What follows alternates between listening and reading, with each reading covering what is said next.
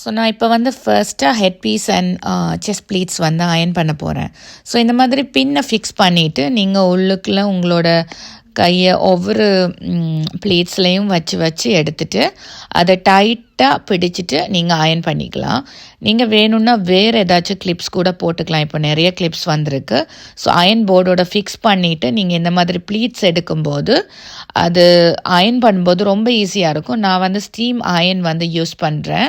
So இதுக்கப்புறமா வந்து chest pleats வந்து உங்களோட அளவுக்கு ஏற்ற மாதிரி செஸ்ட் ப்ளீட்ஸை வந்து அந்த மாதிரி விரிச்சிட்டு அதுக்கு மேலே நான் அயர்ன் பண்ணுறேன். ஸோ எப்பயுமே வந்து நீங்கள் அயர்ன் பண்ணும்போது உங்களோட அயர்ன் பாக்ஸை வந்து கவனமாக பார்த்துக்கோங்க. ஏன்னா சில அயர்ன் பாக்ஸ் வந்து சாரியை வந்து ஸ்பாயில் பண்ணிடும். ஸோ இந்த மாதிரி பண்ணும்போது நீங்கள் என்ன பண்ணுங்கள், இதுக்கு மேலே ஏதாச்சும் ஒரு மெல்லிய துணி ஏதாவது போட்டுட்டு அதுக்கு மேலே அயர்ன் பண்ணினீங்கன்னா உங்களோட சாரிக்கு எந்த பாதிப்புமே வராது. அண்ட் அயர்ன் பண்ணும்போது எப்போயுமே ரொம்ப அழுத்தி அயர்ன் பண்ணாதீங்க. எவ்வளவு சாஃப்டாக அயர்ன் பண்ணுறீங்களோ அவ்வளோத்துக்கு அந்த சாரி வந்து நல்ல நேச்சுரலாக லுக் கொடுக்கும் உங்களுக்கு. ரொம்ப ஸ்டீமை போட்டு ரொம்ப அயர்ன் பண்ணினீங்கன்னா அது ஒரு ஆர்டிஃபிஷியல் லுக் கொடுக்கும். பர்சனலி எனக்கு அது பிடிக்காது.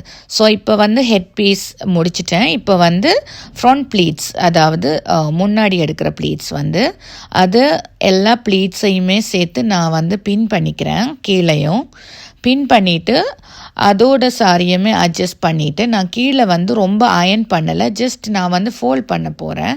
இப்போ வந்து ஹிப் டு பாட்டம் இருக்கிற அந்த சென்டர் ப்ளீட்ஸை இந்த மாதிரி போட்டுட்டு அயர்ன் போர்ட்டில் அதுக்கப்புறமா நாங்கள் சாரி கட்டும்போது ஆரம்பிக்கிற இடம் இருக்குல்ல, அந்த சாரி முன்னாடி பக்கம் அதை வந்து எடுத்து இந்த மாதிரி ஃபோல்ட் பண்ணுறேன்.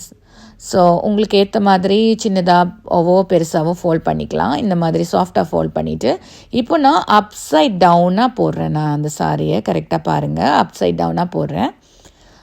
தலைகீழாக போட்டுட்டு இப்போ வந்து என்ன பண்ணுறேன்னா அந்த ஃப்ரண்ட் ப்ளீட்ஸ் இருக்குல்ல, நம்மளோட செஸ்ட் ப்ளீட்ஸ், அதை வந்து கொஞ்சம் ஃபோல்ட் பண்ணுறேன். பட் அந்த ஃப்ளோலேயே நான் வந்து ஃபோல்ட் பண்ணுறேன். ஸோ அந்த ஃப்ளோலேயே ஃபோல்ட் பண்ணும்போது உங்களுக்கு வந்து எந்த ஒரு ஹார்ஷ் லைன்ஸுமே தெரியாது. ஃபோல்ட் பண்ணிவிட்டு அதை இந்த மாதிரி ஃபோல்ட் பண்ணிக்கிறேன். இந்த பக்கம் 2 வாட்டி, மற்ற பக்கம் 2 வாட்டி ஃபோல்ட் பண்ணிவிட்டு அதுக்கு மேலே இந்த ஹெட் பீஸோட ப்ளீட்ஸை வந்து நான் இந்த மாதிரி ரவுண்ட் பண்ணி கொண்டு வர போகிறேன்.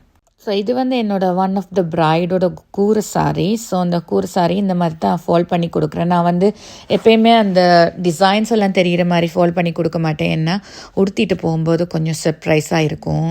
ஸோ ஃபுல் டிசைனுமே தெரியாத மாதிரி பிளெயினாக எவ்வளோத்துக்கு மற்ற பக்கம் இருக்க முடியுமோ அவ்வளோத்துக்கு வச்ச மாதிரி நான் ஃபோல்ட் பண்ணியிருக்கிறேன்.